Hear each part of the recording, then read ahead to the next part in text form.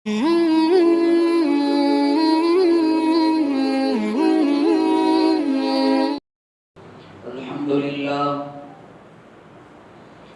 لله نحمده ونستعينه ونستغفره ونؤمن به ونتوكل عليه ونعوذ بالله من شرور أنفسنا ومن سيئات أعمالنا من يهده الله فلا مضل له ومن يضلله فلا هادي له ونشهد أن لا إله إلا الله وحده لا شريك له ونشهد أن سيدنا وسندنا ونبينا ومولانا محمدا عبده ورسوله أما بعد أعوذ بالله من الشيطان الرجيم بسم الله الرحمن الرحيم يا أيها الذين آمنوا كتب عليكم الصيام كما كتب على الذين من قبلكم لعلكم تتقون صدق الله العظيم. بزرگان محترم، اللہ رب العزت نے میری اور آپ کی بلکہ ساری انسانیت کی رشد و ہدایت کے لیے قرآن مجید کو نازل فرمایا. میری اور آپ کی بلکہ ساری کائنات کی خیر خواہی کے لیے، بھلائی کے لیے، سیدھا راستہ دکھلانے کے لیے جناب محمد رسول اللہ صلی اللہ علیہ وسلم کو اپنا نبی اور رسول بنا کر اس دنیا میں مبعوث فرمایا. ہر انسان کی زندگی کی کامیابی اور کامرانی صرف دو چیزوں کو تھامنے میں ہے. یہ کتاب اللہ، یہ سنت رسول اللہ میں. یہ قرآن مجید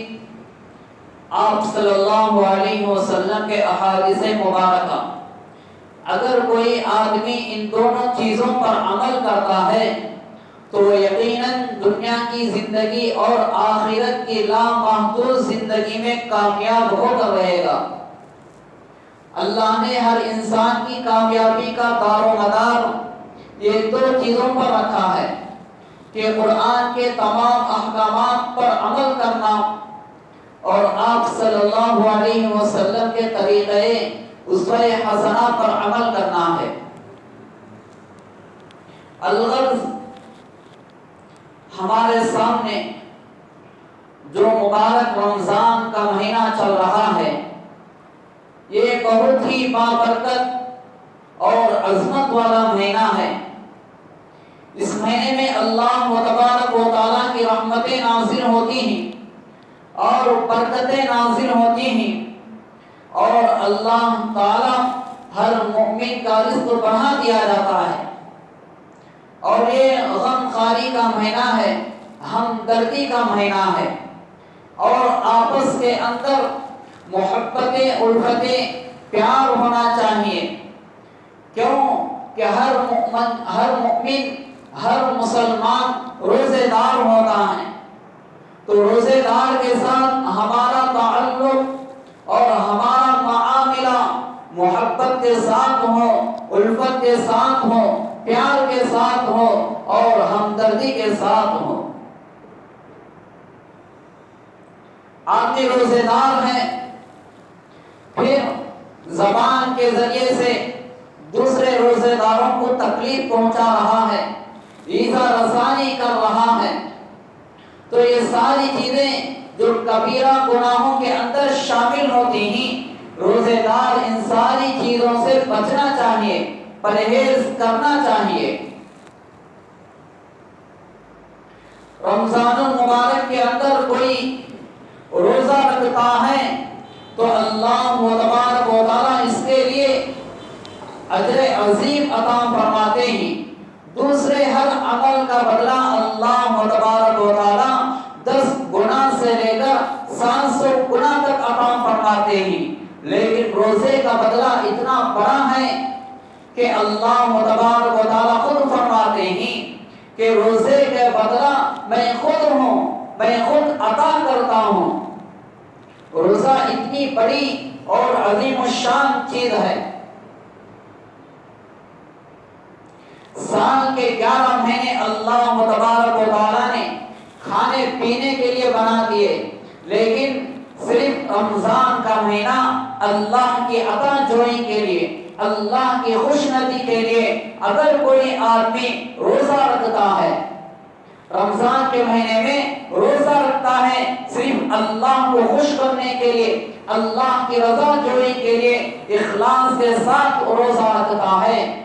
تو اللہ تبارک و تعالیٰ روزے دار اور جہنم کے درمیان میں اتنی دور مسافت عطا فرماتے ہیں کہ جتنی مسافت کوئی آدمی 70 سال تک چل کر اتنی مسافت کو پہنچ سکتا ہو، اتنی دوری ایک روزے دار اور جہنم کے درمیان میں اتنی دوری عطا فرما دیتے ہیں۔ اور دوسری جگہ آپ صلی اللہ علیہ وسلم نے ارشاد فرمایا کہ روزے دار کے لیے جنت کے 8 دروازے ہیں، ان میں سے ایک دروازہ ایسا ہے کہ جس کا نام باب الریان ہے، باب ما یقال له لا يدخلون الا الصائمون۔ جنت کے 8 دروازوں میں سے ایک دروازہ باب الریان ہے، لا يدخلون، اس میں کوئی آدمی داخل نہیں ہوتا، باب الریان سے کوئی آدمی داخل نہیں ہوتا الا الصائمون، مگر روزے دار داخل ہوتے ہیں۔ رمضان میں جو اہتمام کے ساتھ روزہ رکھتے ہیں، روزے کی قدر کرتے ہیں، تو ایسے لوگوں کے لیے اللہ تبارک و تعالیٰ جنت میں خاص دروازہ بنا کر رکھا ہے جس کا نام باب الریان ہے۔ روزے دار قیامت کے دن جنت میں اس دروازے سے داخل ہوں گے۔ اور روزے دار کے لیے یہ بھی بیان فرمایا کہ جو آدمی اللہ پر ایمان رکھتے ہوئے ثواب کی نیت سے کوئی آدمی روزہ رکھتا ہے تو آپ صلی اللہ علیہ وسلم نے فرمایا احتسابا غفر له ما تقدم من ذنبه، اللہ پر ایمان رکھتے ہوئے، یقین رکھتے ہوئے، توکل رکھتے ہوئے، ثواب کی نیت سے اگر کوئی آدمی روزہ رکھتا ہے تو اللہ تبارک و تعالیٰ غفر له ما تقدم من ذنبه، اس کے گزشتہ سارے گناہوں کو معاف فرما دیتے ہیں۔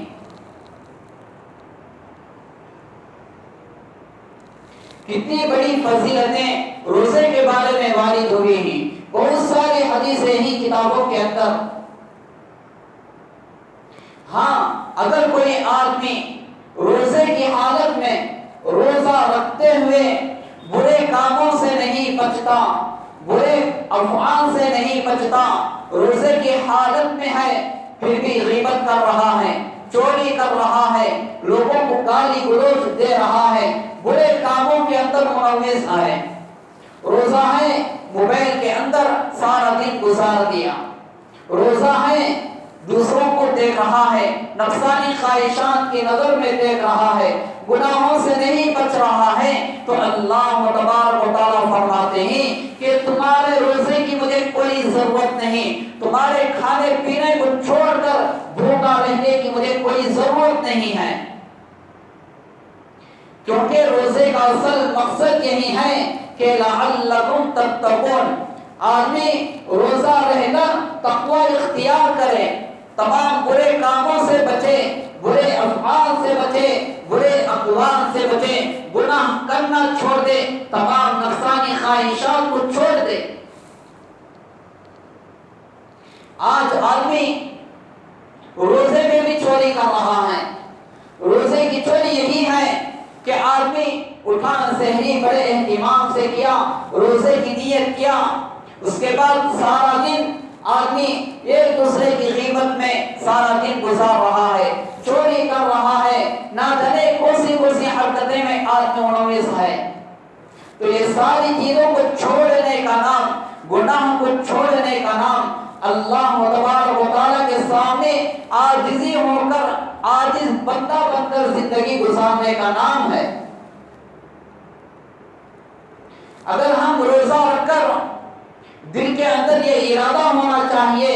کہ آج کے بعد سے میں میری آنکھوں کے ذریعے سے غلط چیزوں کو نہیں دیکھوں گا، میرے کان کے ذریعے سے میں غلط چیزوں کو نہیں سنوں گا، اور میری زبان کے ذریعے سے میں گالی گلوچ نہیں کروں گا، دوسروں کی غیبت نہیں کروں گا، اور دل کے اندر یہ ارادہ ہونا چاہیے کہ جو بھی میں عمل کرتا ہوں صبح سے لے کر شام تک اور شام سے لے کر صبح تک 24 اوور میں جو میں عمل کرتا ہوں یہ صرف اللہ کے لیے اخلاص کے ساتھ کرنا چاہیے، اللہ کی خوشنودی کے لیے، اللہ کی رضا جوئی کے لیے ہمارا عمل ہو۔ ہمارے اعمال کے اندر، ہماری نمازوں کے اندر، روزوں کے اندر، تلاوتوں کے اندر، ذکر و اذکار کے اندر ریاکاری نہ ہو، دکھاوا نہ ہو، نام و نمود نہ ہو، شہرت نہ ہو، صرف ہمارا ہر عمل صرف اللہ کو خوش کرنے کے لیے ہو۔ اگر کوئی آدمی اس طرح عمل کرتا ہے تو یقیناً وہ عمل اللہ کے دربار میں قبول ہو جائے گا۔ تو ہمیں ہمارے اعمال کے اندر اخلاص کی ضرورت ہوتی ہے۔ اخلاص کے اندر اللہ نے یہ تاثیر رکھی ہے کہ اگر کوئی آدمی اخلاص کے ساتھ عمل کرتا ہے تو یقیناً وہ عمل اللہ کے دربار میں قبول ہو جاتا ہے۔ اور روزے داروں کی فضیلت میں یوں بیان فرمایا گیا کہ اگر کوئی آدمی روزہ رکھ کر کسی دوسرے روزے دار کے لیے افطار کراتا ہے تو اس کے لیے جو آدمی روزہ رکھتا ہے روزے کے جتنا ثواب ہے اتنا ہی ثواب اس آدمی کو ملتا ہے جو دوسرے روزے دار کو افطار کراتا ہے۔ جب آپ صلی اللہ علیہ وسلم نے اس حدیث کو بیان فرمایا تو حضرات صحابہ آپ صلی اللہ علیہ وسلم سے پوچھنے لگے، اے اللہ کے نبی، ہمارے اندر اتنی طاقت اور اتنی قوت نہیں کہ ہم روزے دار کا افطار کرائیں۔ تو قربان جائیے آپ صلی اللہ علیہ وسلم پر کہ آپ صلی اللہ علیہ وسلم نے فرمایا کہ اگر کوئی آدمی ایک کھجور کے ذریعے سے افطار کراتا ہے یا ایک پانی کے ذریعے سے افطار کراتا ہے یا لسی کے ذریعے سے افطار کراتا ہے تو اللہ تبارک و تعالیٰ اس کو وہ ثواب عطا فرماتے ہیں، اور روزے دار کے ثواب میں کوئی کمی نہیں کی جاتی۔ اور فرمایا کہ آدمی جو روزہ رکھتا ہے وہ سحری کھا کر روزہ رکھے، کیونکہ سحری میں اللہ تبارک و تعالیٰ نے برکت رکھا ہے۔ اور آپ صلی اللہ علیہ وسلم نے فرمایا کہ اہل کتاب اور ایمان والوں کے روزوں کے درمیان میں فرق اتنا ہی ہے کہ اہل کتاب بغیر سحری کے روزہ رکھتے ہیں اور ایمان والے سحری کھا کر روزہ رکھتے ہیں۔ اور جو آدمی سحری کھاتا ہے، سحری کھانے والوں کے لیے اللہ تبارک و تعالیٰ اور فرشتے ان کے لیے رحمت بھیج دیتے ہیں۔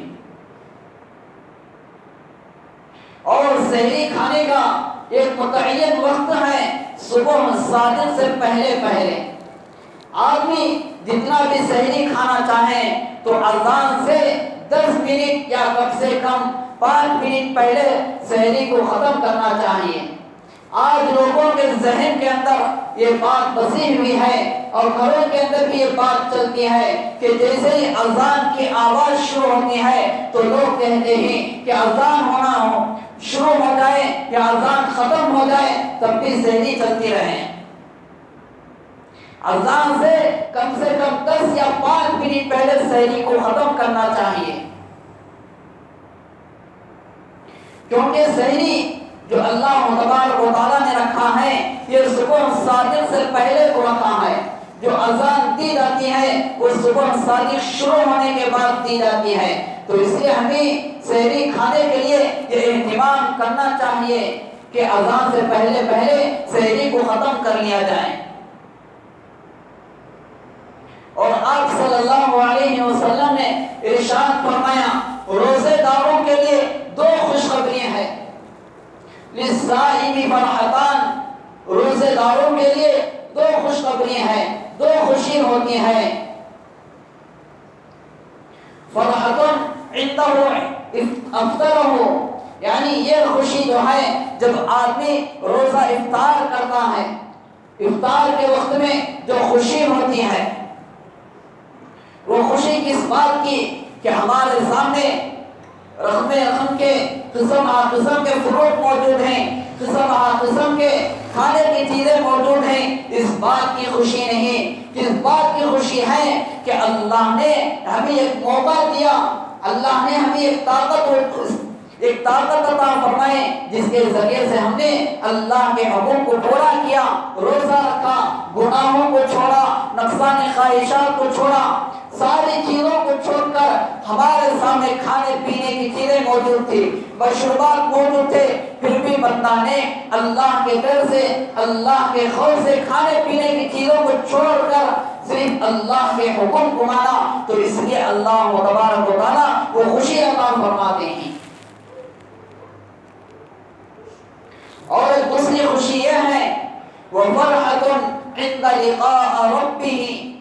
دوسری خوشی یہ ہے کہ جب قیامت کے دن بندہ اللہ تبارک و تعالیٰ سے ملاقات کرے گا، اللہ کو دیکھے گا، روزے دار کو اس وقت میں اتنی خوشی ہوتی ہے. حضرت تھانوی رحمۃ اللہ علیہ نے بہشت زیور میں روزوں کی فضیلت کے متعلق یہ حدیث بیان فرمائی ہے کہ جو آدمی دنیا کے اندر اہتمام کے ساتھ روزہ رکھتا ہے تو کل قیامت کے دن اللہ تبارک و تعالیٰ عرش کے سائے کے نیچے ایک دسترخوان بچھایا جائے گا. اس دسترخوان کے اندر اللہ کی نعمتیں رکھی ہوئی ہوں گی. تو روزے دار اس دسترخوان کے اوپر بیٹھ کر کھاتے رہیں گے اللہ کی نعمتوں کو. تو لوگ دیکھ کر حیران و پریشان ہوں گے اور فرشتوں سے کہیں گے کہ اے فرشتے یہ کون لوگ ہیں جو اللہ کی عرش کے سائے کے نیچے بیٹھ کر کھا رہے ہیں، اور ہم یہاں ہمارا حساب و کتاب ہی مکمل نہیں ہوا، لیکن یہ لوگ کتنے خوش نصیب ہیں جو اللہ کے عرش کے سائے کے نیچے کھانا کھا رہے ہیں اور ہم یہاں حساب و کتاب میں پھنسے ہوئے ہیں.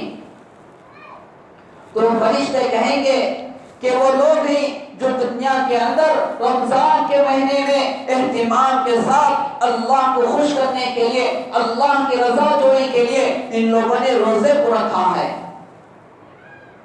روزے کے بدلے میں اللہ تبارک و تعالیٰ ان کی مہمان نوازی، ان کا اکرام اور اعزاز اس طرح فرما رہے ہیں.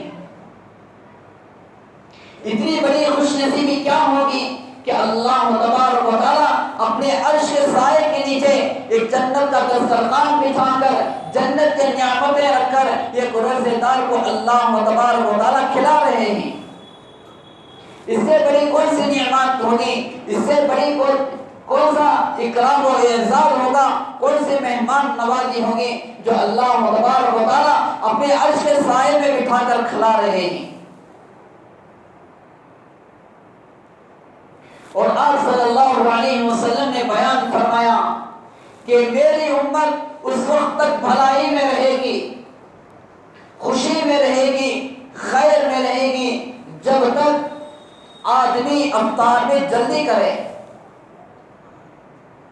جیسے ہی سورج غروب ہوتا ہے تو فوراً افطار کر لینا چاہیے. کس طرح یہ بھی آپ صلی اللہ علیہ وسلم نے بیان فرمایا روزہ افطار کرنے والوں کھجور کے ذریعے سے افطار کرو، کیونکہ کھجور سراپا برکت ہی برکت ہے. اگر آپ کے پاس کھجور نہیں ہے تو پانی کے ذریعے سے افطار کرو، کیونکہ یہ پانی ظاہر اور باطن کو پاک کرنے والا ہے. اس کے بعد یہ روزے کا اہتمام، یہ روزے کی فضیلتیں بہت ساری ہیں۔ ایک حدیث میں آپ صلی اللہ علیہ وسلم نے فرمایا کہ جو ایمان کے ساتھ یقین رکھتے ہوئے ثواب کی نیت سے اللہ کو خوش کرنے کے لیے روزہ رکھتا ہے تو اللہ تبارک و تعالیٰ اس کے گزشتہ سارے گناہوں کو معاف فرما دیتے ہیں۔ اور ایک دوسری حدیث میں یہ بھی بیان فرمایا کہ جو ایمان کے ساتھ اللہ پر توکل رکھتے ہوئے، اللہ پر یقین رکھتے ہوئے اگر کوئی آدمی قیام اللیل کرتا ہے، اس سے مراد یہاں تراویح ہے۔ اگر کوئی آدمی رمضان کے مہینے میں تراویح کی پابندی کرتا ہے، تراویح کو خوش دلی کے ساتھ پڑھتا ہے تو اللہ تبارک و تعالیٰ فرماتے ہیں غفر لہ ما تقدم من ذنبہ۔ جو آدمی تراویح کی پابندی کرتا ہے تو اللہ تبارک و تعالیٰ اس کے گزشتہ سارے گناہوں کو معاف فرما دیتے ہیں۔ یہاں پر علامہ نووی رحمۃ اللہ علیہ نے فرمایا کہ غفر لہ ما تقدم من ذنبہ سے مراد تمام صغیرہ گناہ مراد ہیں، چھوٹے گناہ معاف ہیں جو اللہ تبارک و تعالیٰ معاف کرنے کا اعلان کر رہا ہے۔ کبیرہ گناہ، بڑے گناہ بغیر توبہ کے معاف نہیں ہوتے، کیونکہ اللہ کا ایک قانون ہے یا ایھا الذین آمنوا توبوا الی اللہ توبۃ نصوحا۔ بڑے گناہوں کے بارے میں، کبائر کے بارے میں اللہ تبارک و تعالیٰ بغیر توبہ کے معاف نہیں کرتے۔ توبہ کرنا چاہیے، سچی پکی توبہ کرنا چاہیے، ایسی توبہ کہ آئندہ میں ایسا گناہ کبھی بھی نہیں کروں گا۔ اور آپ صلی اللہ علیہ وسلم نے ارشاد فرمایا التائب من الذنب کمن لا ذنب لہ، کہ گناہوں سے توبہ کرنے والا، استغفار کرنے والا ایسا ہے جیسا کہ وہ گناہ ہی نہیں کیا۔ اس لیے ہمیں تراویح کی پابندی کرنا چاہیے۔ آدمی جس طرح صبح سویرے سحری کے لیے اٹھتا ہے، اللہ کی دی ہوئی نعمتیں اچھے سے اچھے کھاتا ہے، پیتا ہے، پھر نماز کو چھوڑ کر ایسے ہی سو جاتا ہے۔ فرض نماز ہے فجر کی نماز، لیکن آدمی جیسے ہی اللہ کی نعمتیں کھاتا ہوا سو جاتا ہے۔ اور ظہر کی نماز ہے، عصر مغرب عشاء کی نماز ہے، سارے فرائض نماز ہیں، اللہ تبارک و تعالیٰ کبھی بھی معاف نہیں کرتے، کیونکہ اللہ نے یہ قاعدہ بیان کیا ہے اگر کوئی آدمی کھڑے ہو کر نماز پڑھنے کی طاقت اور استطاعت نہیں رکھتا، بیمار ہے، کمزور ہے، تو ایسے آدمی کے لیے بیٹھ کر نماز پڑھنا چاہیے۔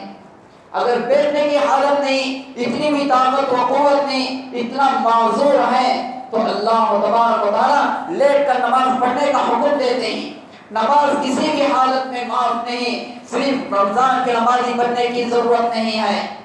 جیسے ہی رمضان کا مہینہ شروع ہوتا ہے تو مسجد کے ذمہ داروں کے اندر پریشانی شروع ہو جاتی ہے کہ نمازوں کا سیلاب شروع ہو جاتا ہے کہ نماز کا کہاں انتظام کیا جائے، نماز کا کہاں انتظام کیا جائے، کہاں جگہ رکھی جائے، پریشانی ہو جاتی ہے۔ یہ نماز صرف اللہ نے رمضان کے لیے نہیں رکھا، زندگی بھر کے لیے نماز کو فرض فرمایا ہے۔ نماز کی ضرورت ہے، نماز کے ذریعے سے اللہ تبارک و تعالیٰ نے ایک بیان فرمایا یا ایھا الذین آمنوا استعینوا بالصبر والصلاۃ۔ نماز کے ذریعے سے اللہ سے مدد لینا چاہیے، مدد لینے کا ایک ذریعہ ہے، اور صبر کے ذریعے سے بھی، صبر کس بات کا کہ آدمی روزہ ہے، روزے دار ہے، لیکن جو بھی بھوک کی حالت میں پریشانی ہوتی ہے یا تکلیف ہوتی ہے یا سخت گرمی کے اندر جو پریشانی ہوتی ہے، اس کے اندر اگر کوئی آدمی صبر کرتا ہے، یہ صبر کا مہینہ ہے، صبر کا بدلہ جنت ہے، اللہ تبارک و تعالیٰ صبر کے بدلے میں جنت عطا فرماتے ہیں۔